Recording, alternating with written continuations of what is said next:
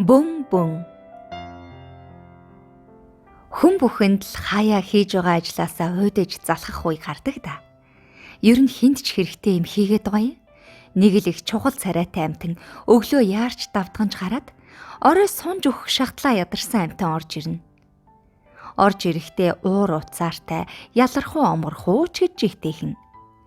Тэгсэн атлаа гарт баригдах бүтээл гаднаа хоримтлуулсан баялаггүй мэт санагдаад синдромтож орхидог. Яг л тийм үе тохиох бүрд би бөм бөнийг сандаг юм.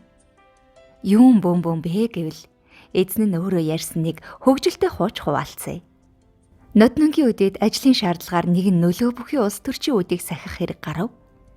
Том биетэй ширүүн харцтай тэр нөхөр сэтгүүлчдэд нилээд таагүй ханддаг бололтой уриалгахан биш угтлаа. Ажил хэрэгч царай гаргаал асуусанд цөөн хідэн үгээр хиг ёг хийж хариулаад яраа нэг л эвлэх янзгүй албаны уур амьсгалтай байлаа. Тэгж намайг аяга кофегоор дайлах юм болов? Сэтгүүлчд бид ямар мөрөөрөө дуугүйхан сууж байгаад хүний юм ууж идэхээ мэдэх биш. Таны амьдрал тохиолдсон санаанаас гартгүй хамгийн хөгжөөнтэй дурсамж юу вэ? Гэдэл тис хөндлөн төв. Нөгөөх ч хөмсөг зангидсан хэвээрээ хэсэг сууснаа ингэж ярьлаа. Би хан уулын 52 дугаар дунд сургуулийг төгссөн. Хошин урлагийн туяа биднээс нэг анги л да. Дуу бүжиг энэ төр юмд дүй муутай дуугүй бор банд байлаа. Авхаас сурлага жаахан гайгүй. Нэг удаа урлагийн үзлэгт ордгийн байна. Бэлдэж байна гэж баахан л явв. Өдөр алгасгүй оройтол хичээлдээч муудаад ирэв. Гэрийнхээ асуухаар урлагийн үзлэгт бэлдээд байгаа л юм ярина. Тэгсэн нөгөө номер маань ангиасаа шалгарч сургуулийн концертанд оров. Дараа нь дүүргийхэд орохоор болоод бүр хичээлээсээ чөлөөлөгдөд авлаа. Өвөө гинт уурлаад энэ нөхөр ер нь яваад л байх юм юу хийж гээгүүлдэг хүн бэ гэд концертын бэлтгэл дээр гинт хүрээд ирэв. Тэгсэн чинь нэг сэргэлэн бондгор охин өнөөх нь хошин шогийн туяа. Гангийн халуун наранд миний ээжи гээл дуулахаар ард нь зогсож байгаа гурван банд бөм бөм бөм гээл вокал хийн. Галзаа тойроод эргээд байдаг миний ээжи гэхээр нь бид гурав бөм бөм бөм. Гэтэл оройн өвөө хичээл ном хийхгүй сүр бадруулаад яваад байсан чинь ердөө л бөм бөнөө гэд намайг суран бүсээр ороолгож гарсан да. Гэж ярив. Би савж унтлаа инэв.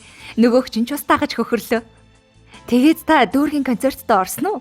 Гэсэн чинь өвөөгөө сайгаад ороогүй. Дараа нь багшид чухал номер тасаллаа гэд зөндөө загнуулсан гэв. Тухайн үедээ хөгжилтэй санагдаад нулимсаа гартал инээсний хүчинд ярьж орсон ажил нааштай эргэжлээ. Нулимс ингэж аминд ордгийг анх удаа л мэдэв. Нөгөө хоёр бөм бүнтэйгээ холбоотой байдгүй та гэвэл сүүлийн хэдэн жил сургаггүй. Хаа нэгтээ бөм бөм гэл явцгааж байгаа байх гэсэн юм. Түүн шиг нэг л их мундаг амтан яваад байдаг. Яс эмэн дээрээ ердөө л бөм бөм байгаадаа хаяа уур хүргүй гарах. Гэхдээ хүн өөрөө л хийж байгаагаасаа таашаал авч чухалд тооцож байвал аяндаа бүх зүйл болох ч юм шиг санагддаг. Бас гүржийн нэг кино байдаг та. Симфони найрал хөгжимд нэг төрлийн бөмбөр тоглодог сайхан сэтгэлтэй залуугийн тухай. Концерт дуусах үед хэдхэн секунд л түүний бөмбөр ихшгэлдэг. Гэхдээ тэр бөмбөргүй бол найрал хөгжим амтгүй. Нэг удаа залуу сэтгэлээр унаад тоглолтод ирсэнгүй. Дотн найзынхаа тэр найралд чиний хэрэг алгоо гэх хоруу үгэнд дэмцгэлжээ. Гэвч мань хүн хөгжим ихшгэлмэгцэл тайз руу яарч хурдан алхалсаар орж ирээд цохиураа авмагцал бөмбөрөө тоглох цаг нь болсон байна. 2-3 цохиол хөгжим дуусна. Удирдаач нь бөө уур хурч ирээд залууг цагтаа ирсэнгүү гэж зэмлэнэ. Энэ кино бас тэр бөм бөнгийн түүх бол амьдралын чухал туслах дүр. Ийм дөрвөөр амьдрал утгагүй гэдгийг хүмүүс харин тэр бүр ухаардаггүй. Бүгдийг оронгоор нь өөрчилж чадахгүй ч гэсэн өөрийнхөө хэмжээнд тэмцэлтэй амьдрах сайхан. Бас хийж байгаа ажлынхаа үр дүнг нэмэгдүүлэх, яавал өөрт болон өрөөлд хэрэг болох бол гэж үргэлж эрэлхийлж явна штэ. Бухимдах шантрах үе хиндэж байх.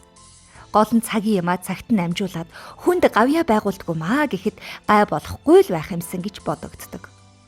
Бөм бөнөөр дутдаг хорвоод би ч бас бөм бөн гэдэл явж байна да.